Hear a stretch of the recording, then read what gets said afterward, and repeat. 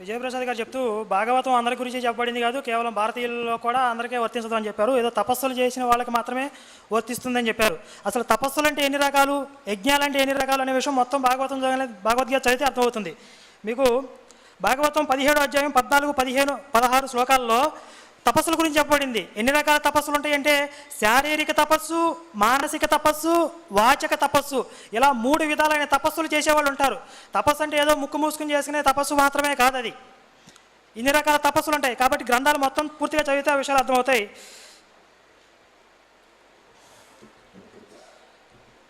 ఇక అది కేవలం ఏదో బ్రాహ్మణులు అది ఇది అన్నారు. అసలు పుట్టుకతో ఎవరు బ్రాహ్మణుడు అని చెప్పి శ్రీకృష్ణుడు చెప్పలేదు. భగవద్గీత 4వ అధ్యాయం 13వ శ్లోకంలో చాతుర్వర్ణ్యం మయా సృష్టం గుణకర్మ విభాగస్య అంటే గుణకర్మలను అనుసరించి బ్రాహ్మణులు, శూద్రులు, క్షత్రియులు అనే వైశ్యులు అనే 4 వర్ణాల వాళ్ళు నాచే సృష్టించబడ్డారు. వాళ్ళ యొక్క గుణకర్మలను అనుసరించి తప్ప పుట్టుకతో బ్రాహ్మణులు అని చెప్పలేదు. బ్రాహ్మణులు అంటే బ్రహ్మజ్ఞానం కలిగిన వారు. అలాంటి బ్రహ్మజ్ఞానం కలిగిన వారు నాకు ఇష్టలు అన్నాడు. ఆ బ్రహ్మజ్ఞానం కలిగిన హాని జరిగితే నేను ఊరుకోనని ఆ విషయాన్ని చెప్పాడు తప్ప బ్రాహ్మణ పక్షపాత ముద్ర వేసే ప్రయత్నం చేస్తున్నారు. అసలు నిజానికి పుట్టుకతో ఇశ్రాయేలీయులు గొప్పవారని చెప్పింది బైబిల్. కావాలంటే మీరు బైబిల్ చూస్తే ద్వితీయోపదేశకాండం 7వ అధ్యాయం 14వ వచనం చూస్తే భూమి మీద ఉన్న సమస్త జనము కంటే నిన్ను ఎక్కువగా ఎంచిన స్వకీయ జనముగా ఏర్పరచుకున్నాను. ఎవరిని? ఇశ్రాయేలీయుల్ని. అంటే ఒకళ్ళు ఇశ్రాయేలీలుగా పుట్టాలా బయట పుట్టాలనేది ఎవరు నిర్ణయిస్తారు? దేవుడే కదా. మరి ఇశ్రాయేలీలో పుట్టిన వాళ్ళే నా సొంత జనం అంటే ఎలా? ఇప్పుడు హిందూ ధర్మంలో మీకు భగవద్గీతలో చూసుకుంటే ఒక బ్రాహ్మణుడిగా పుట్టాలన్నా గత జన్మల కర్మఫలాలు కారణం అవుతాయి. కానీ ఒకడు ఇశ్రాయేలీగా పుట్టాలంటే బైబిల్లో పునర్జన్మలు లేవు. వాడు ఒక ఇశ్రాయేలీగా పుట్టాలా లేదా అని దేని మీద ఆధారపడుతుంది. కానీ కేవలం ఇశ్రాయేలీగా పుట్టిన వాళ్ళే నా సొంత జనం అని యెహోవా చెప్పింది, బైబిల్ చెప్పింది తప్ప పుట్టుకతో గొప్పవాడని చెప్పి బ్రాహ్మణుడు శ్రీకృష్ణుడు చెప్పలేదు. ఇక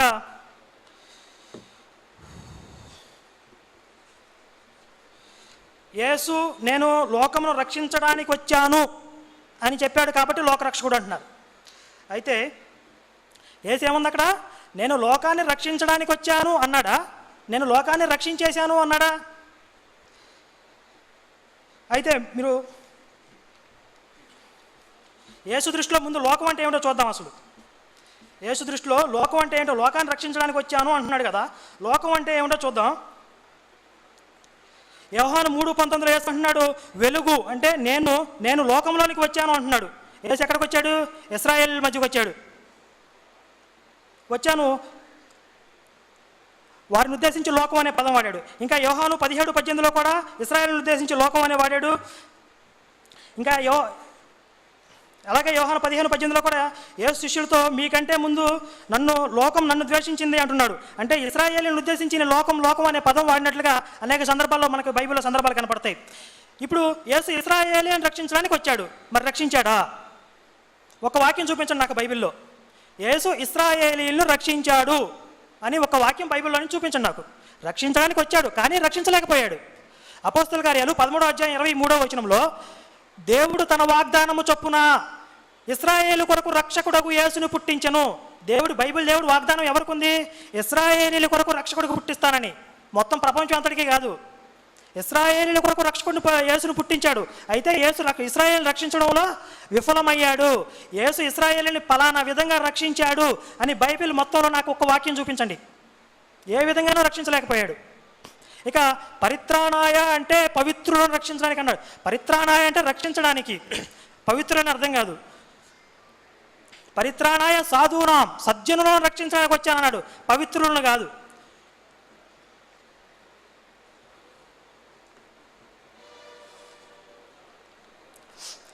శ్రీకృష్ణుడు నేను ఏదైతే ధర్మ సంస్థాపన చేయడానికి వచ్చానని చెప్పాడో ఆ ధర్మ సంస్థాపన అవలేలగా పూర్తి చేశాడు భూమి మీద అని చెప్పి ఇంతకుముందు నేను రెఫరెన్స్ చూపించాను. కానీ యేసు ఇశ్రాయేలు రక్షించడానికి వచ్చాడు, ఇశ్రాయేలుని ఏ విధంగానూ రక్షించలేకపోయాడు.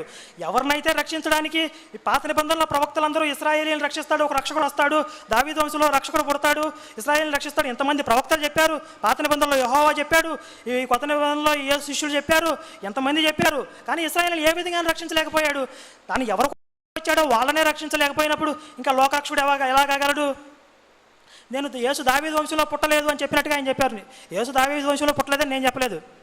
నేనేం చెప్పానంటే దావీదు వంశంలో పుట్టినవాడు ఇశ్రాయేలీలను రక్షిస్తాడు, రాజు అవుతాడని ఉంది. కానీ దావీదు వంశంలో పుట్టినవాడు చనిపోతాడని బైబిల్లో లేదు అన్నాను.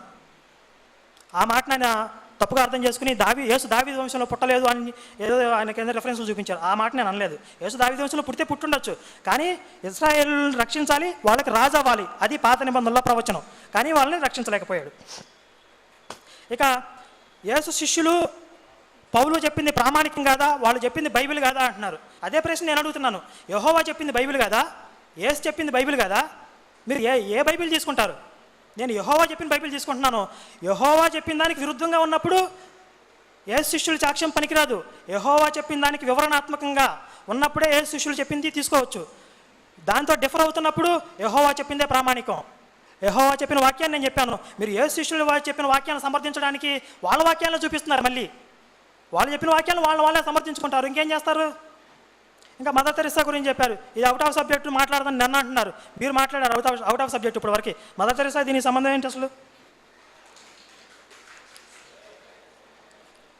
పౌలు కష్టపడి పనిచేశాడు, ఆయన ఎక్కడ ₹1 కూడా తీసుకోలేదు అన్నారండి.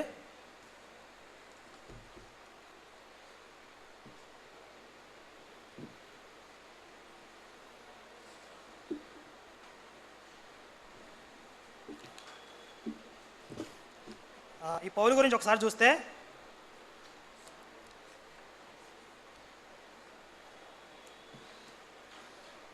ఫిలిప్పీయులకు రాసిన పత్రిక 4వ అధ్యాయం 18వ వచనంలో పౌలు అంటున్నాడు స్వయంగా, నాకు సమస్తమును సమృద్ధిగా కలిగి ఉన్నది, మీరు పంపిన వస్తువులు అపప్రతితి వలన పుచ్చుకుని ఏమీ తక్కువ లేకుండా ఉన్నాను. అదే విషయం, ఏమీ పుచ్చుకోలేదు అంటున్నాడు. శుభ్రంగా అన్నీ పుచ్చుకుని ఏమీ తక్కువ లేకుండా ఉన్నానని చెప్పి పౌలే చెప్పాడు. ఇక శ్రీకృష్ణుడు తన భార్యను రక్షించలేకపోయాడు అని ఏదో అన్నారు. శ్రీకృష్ణుడి యొక్క అవతార ఉద్దేశం ఏమిటి? ఆయన వచ్చి భార్యాపిల్లలు అనే భవబంధాలలో చిక్కుకోవడం కాదు. మీకు దశమస్కందం 46వ అధ్యాయం 38వ శ్లోకంలో ఆ పురుషోత్తమునకు తల్లిదండ్రులు, భార్యాపుత్రులు, బంధుమిత్రులు, తనవారు, పరాయివారు అనే భేదభావాలు లేవు. సాధారణ మానవులు అయితే ఈ బంధాల్లో చిక్కుంటారు. ఆయనకి కర్మబంధాలు అంటావు. నా కర్మలు జన్మలు దివ్యమైనవి, లౌకికమైనవి కావని చెప్పి భగవద్గీతలో చెప్తాడు. ఆయన ఈ భవబంధాల్లో చిక్కుకోవడం రాలేదు. తాను ధర్మ సంస్థాపన చేయడానికి వచ్చాడు. ఆ సంస్థాపన చేశాక తన పరంధామానికి వెళ్ళిపోయాడు తప్ప భార్యాపుత్రులు అనే ఈ మమకారాల్లో ఉండలేదు. ఇంకా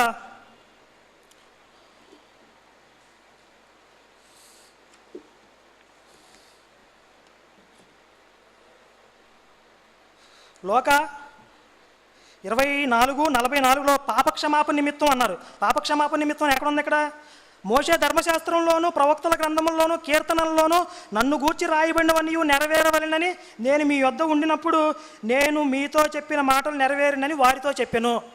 ఇక్కడ పాపక్షమాపణ నిమిత్తం అనే పదమే లేదు, పాపక్షమాపణ నిమిత్తం అని చెప్పారు.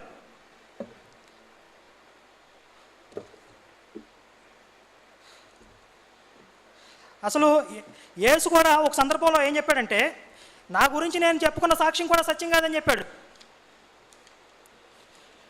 ఒకవేళ ప్రవక్తల గ్రంథంలోనూ కీర్తనల గ్రంథంలో నా గురించి రాయబడిన సాక్ష్యాలని నెరవేరాయి అని చెప్తే అని యేసు చెప్పుకున్నంత మాత్రం మనం నమ్మాల్సిన పని లేదు. ఆ విషయం స్వయంగా యేసు చెప్తున్నాడు. యోహాను సువార్త 5:31లో నన్ను గురించి నేను సాక్ష్యం చెప్పుకున్న ఎడల నా సాక్ష్యం సత్యం కాదు అని చెప్పి స్వయంగా యేసు చెప్తున్నాడు. లేఖనములు 39వ వచనంలో లేఖనములు నన్ను గూర్చి సాక్ష్యం ఇచ్చుచున్నవి అంటున్నాడు. అంటే యేసు ఎవరు అని చూడాలంటే లేఖనాల్లో చూడాలి. యేసు చెప్పిన సాక్ష్యాన్ని కూడా ఒక వన్ వేలో తీసుకుని నిర్ధారించకూడదు. లేఖనాల్లో యేసు ఎవరో చూడాలి. లేఖనాల్లో యేసు ఎవరో చూస్తే యేసు క్రీస్తు అంటున్నాడు. క్రీస్తు ఇశ్రాయేల్ రక్షకుడు, ఇశ్రాయేలుని బానిసత్వం నుంచి విడిపించే రక్షకుడు పాత నిబంధన ప్రకారంగా. కానీ వాళ్ళకి రాజ్యం రాలేదు. యేసు ఇశ్రాయేలుని తనని వాక్యం ద్వారా రక్షించాలనుకున్నాడు. వాళ్ళ పాపక్షమాపణ కలగజేద్దాం అనుకున్నాడు. వాళ్ళు అసలు ఈయన వాక్యాన్ని అంగీకరించలేదు. తన రాజ్యం వస్తుందని చెప్పాడు, ఆ రాజ్యము రాలేదు. తాను ఎవరి కోసం అయితే పంపబడ్డానని చెప్పాడో ఆ ఇశ్రాయేలీని ఏ విధంగా రక్షించలేకపోయాడు. యేసు లోకరక్షకుడు కాదనే విషయం స్పష్టమవుతుంది. శ్రీకృష్ణుడు ధర్మ సంస్థాపన చేయడానికి వచ్చానని చెప్పాడు. ధర్మ సంస్థాపన అవలేలగా పూర్తి చేశాడని ఉంది. భాగవతంలో ఉంది. మీకు గ్రంథాల ఆధారంగా మాట్లాడుతున్నాం. మీరు ఏ గ్రంథంలో నుంచి శ్రీకృష్ణుడు గురించి సంఘటనలు వివరిస్తున్నారో అదే గ్రంథంలో, అదే భాగవతంలో శ్రీకృష్ణుడు అవలేలగా ధర్మ సంస్థాపన చేశాడని ఉంది. భగవద్గీత సర్వమానవాన్ని ఉద్దేశించి ఆధ్యాత్మికంగా లోకాలను రక్షించాడు, ఆయన సర్వలోక జగత్ రక్షకుడు అని విజయవంతంగా సక్సెస్ అయ్యాడని చెప్పి భాగవత గ్రంథం భగవద్గీత తెలియజేస్తుంది. యేసు అన్ని విధాలుగా విఫలమయ్యాడు. ఇశ్రాయేలుని ఏ విధంగా రక్షించలేకపోయాడు కనుక ఆయన లోకరక్షకుడు అయ్యే అవకాశం లేదని చెప్పి మనం గ్రంథాల ఆధారంగా తెలుసుకోవచ్చు.